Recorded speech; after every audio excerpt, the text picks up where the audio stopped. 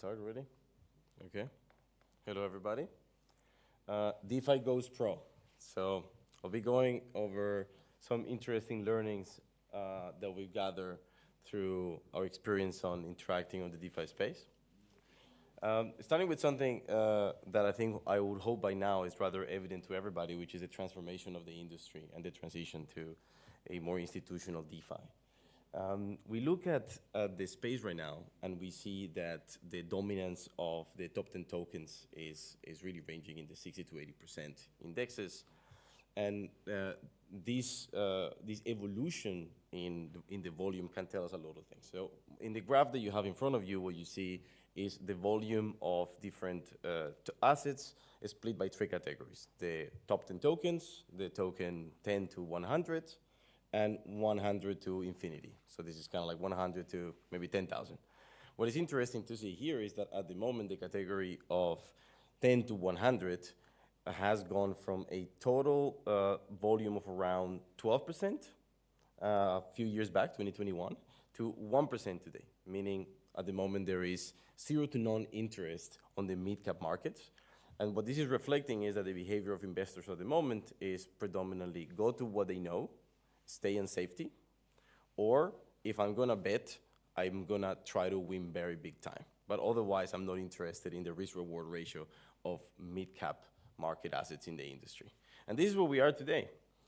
At the same time, we do see a very interesting growth of the capital efficiency across the space. So when we look at the evolution of majority of the DeFi protocols, starting with Uniswap V2 years back, and then the growth of intent, and now even the emergence of prop AMMs, what we do see across the space is the capital efficiency has substantially improved.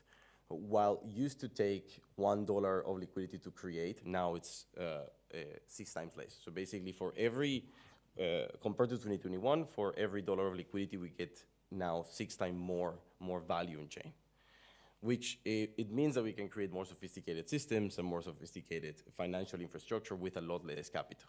And so efficiency and capital efficiency overall is on the rise all over the space. My name is Juan David. I'm one of the founders of Keyrock. We are a large algorithmic trading firm, market maker, options trader, and asset manager in the digital asset space. And I want to tell you a story of what's happening, because when you are looking at the price action and the movement in the market, sometimes it's a little bit daunting. We see what's happening with the adoption of large institutions, and we don't understand really where value is being captured and being created. What I can tell you is that from where we are, we interact with majority of the companies in the space. We've been supporting a large amount of the top protocols in the industry for the better part of 8 years. And in 2026, compared to 2023, we see a massive shift. While in 2023, our business was predominantly dominated by interactions and collaborations with pure digital asset native firms, now by 2026, that has been shifting. And now we're working with large institutions, large asset managers, banks that are also coming into this space. And we see that through our client base. And so if we take all of our clients of Keyrock and we split stable coins, RWAs, and financial institutions, it actually makes around 45% of our client base at the moment, which is something that, to be honest, I think a couple of years back, it looked like that would have never been the case. Now, what do we see in the volume, and where is the market going? And so what's important is to hear, pretty simple message. The orange chart at the bottom is basically the RWA TVL growing, and as you probably are aware of, it's one of the macro trends in the space, which we're very excited about, and we believe that will continue to grow. What do we see in lending markets? So lending markets are also very interesting because they have gone through a massive transformation from the times of the introduction of Aave and the growth of the lending markets overall, to now the more sophisticated curated markets and permissionless systems that Morpho has brought to the market. What we see is that it basically has doubled as a market from 2020, which is remarkable to see. The deposits of the money markets tell us a lot about the psyche of the industry. While in the past, majority of the collateral used was what we consider let's say, blue chip crypto assets, so let's say Bitcoin or Ethereum, it started to slowly shift to stablecoins. And by looking at the percentage of quality collateral that is stablecoins versus native digital assets, we can see basically how people are storing value. And what we see here is basically a shift where we had 63% dominance on digital assets, shifting down now to 33%, which means that on the other side, stable coins are taking the lion's share of the money markets ecosystem as of today, while a few years back, it used to be the opposite. And within this transition of money markets, what we see is that we have a little bit of a pivotal moment with the introduction of the curator concept. What is very interesting about this is that at some point in the evolution of the industry, we allow and we combine the concept of permissionless finance with the idea of like third-party management. And this is very interesting because basically what it tells us is that users are now seeking professional advice for managing their money. And we may want to speculate why this happens and how come that this transition started to occur. And my personal hypothesis is that maybe people got tired of losing money. After so many years of trying to beat the market themselves, majority of users got to the conclusion that utilizing a third-party manager or curator, like we call it in DeFi, might be a better way or strategy to generate long-term wealth creation. And we see basically this movement starting in the chart that you see in front of you. Basically, the light blue is the percentage of money markets that are now managed on their third-party curated vaults. Most probably this will continue to go in this trend. And while 2 years ago it used to be 99% of money markets were non-managed, now we have a situation where by the end of the year, it will most probably be around 50% of money markets will be in this direction. So what does this tell us? I mean, pretty simple. This is in our point of view, the DeFi moment for asset management. So one of the theses that we have at Keyrock is that asset management overall as an industry is going to transition on chain over the better part of the next 5 years. When we talk with a lot of institutions that are looking at launching their own tokenized funds and coming on chain, it's incredibly exciting and very contrarian to the feeling that we get at this moment in the cycle when we see there is a lot of price discrepancies in between the needs and the use of the infrastructure and what we see on the price action. The reality of it is that we are talking with majority of the tier 1 asset managers in the world, and we know that I would say majority of them are going to come with tokenized products in the next 6 to 10 months.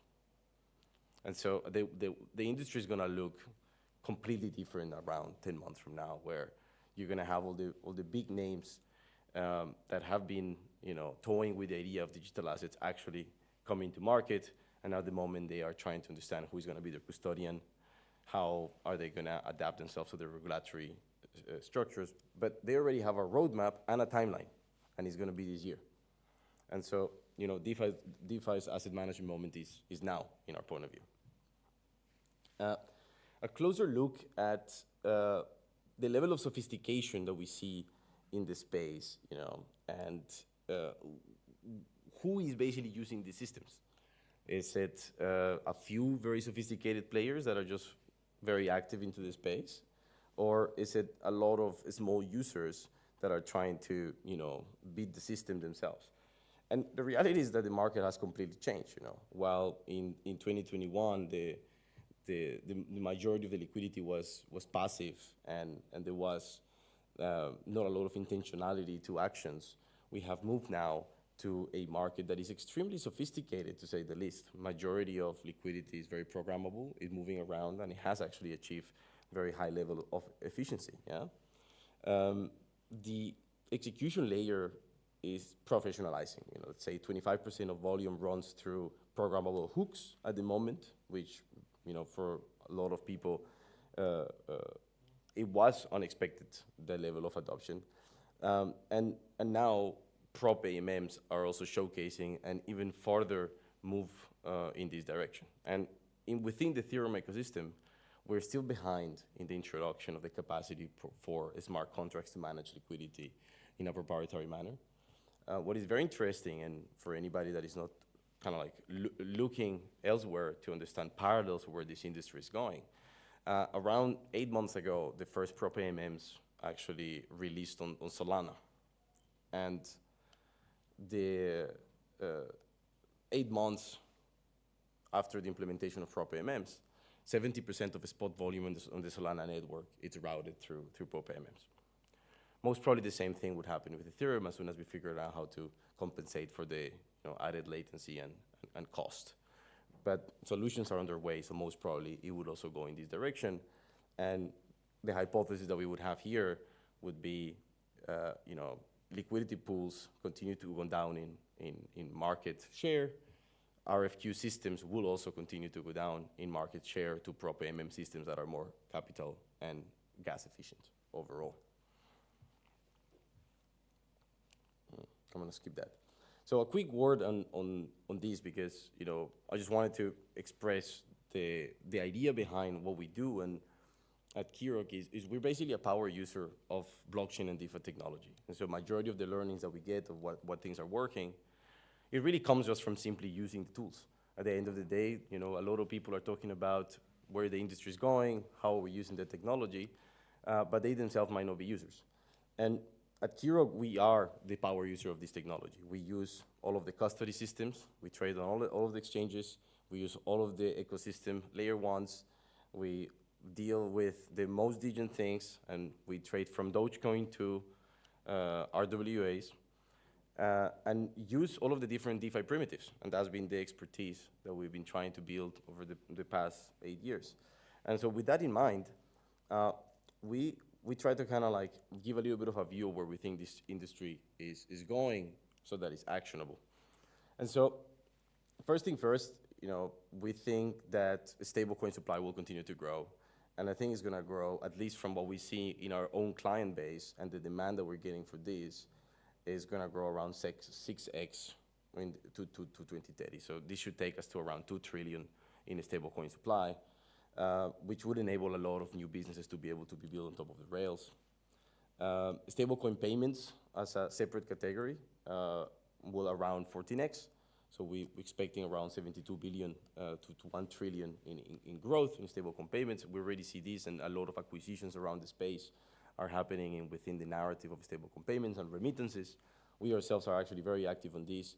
And for some of the large remittances countries in the world, something like Mexico, you already today, a very meaningful proportion of the remittances are going through stablecoin payments. In the case of, for example, Mexico, it could already be more than 30% of the global remittances of the country that are going through crypto rails already today. The tokenization of RWAs continues to grow.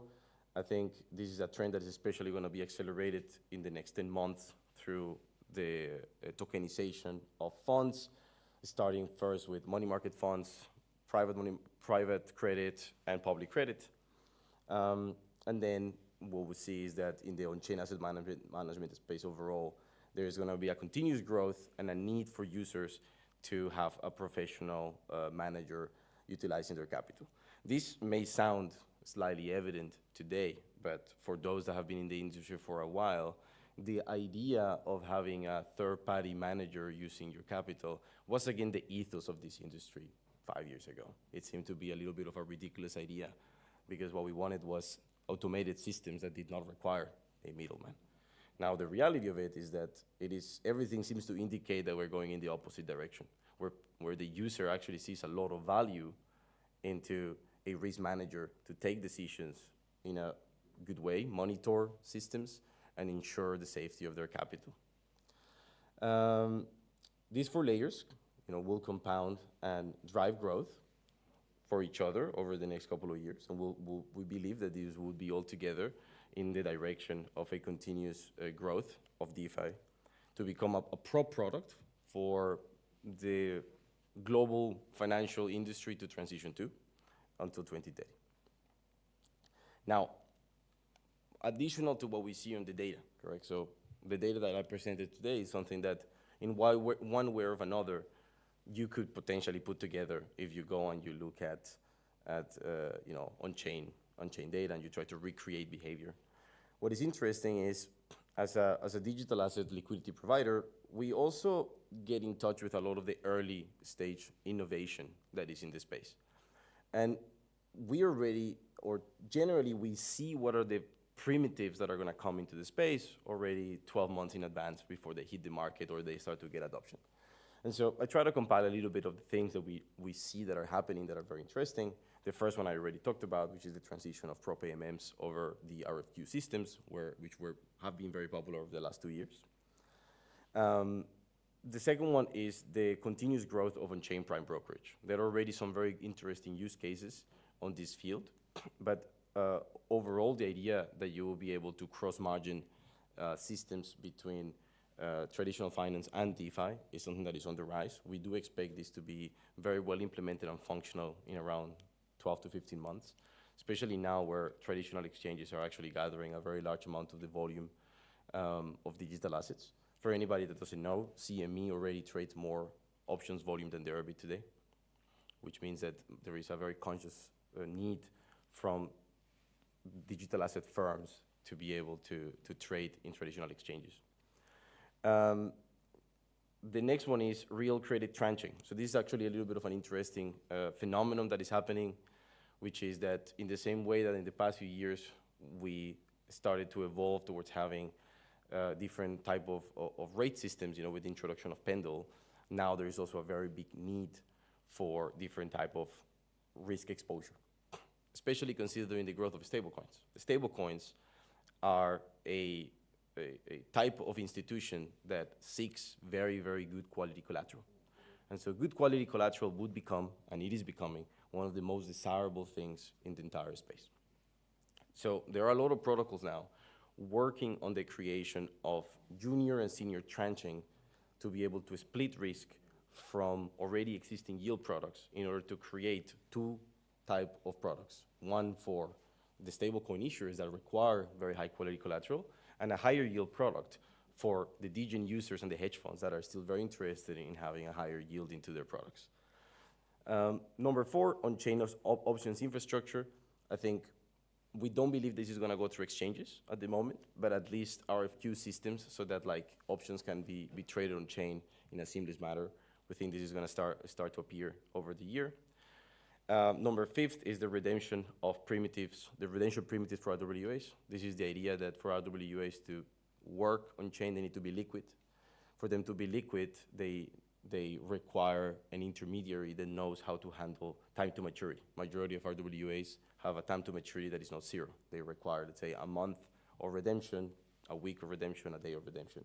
In many cases, there is a big wave of primitives trying to solve the problem of time to maturity, which will be one of the up-and-coming growth verticals over the year.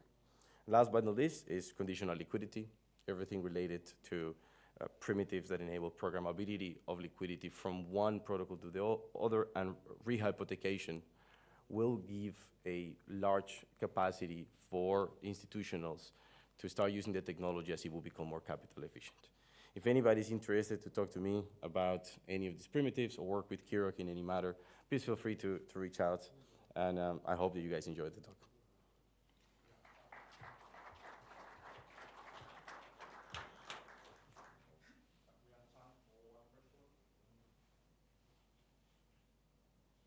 Look at that. No, thank you very much, guys.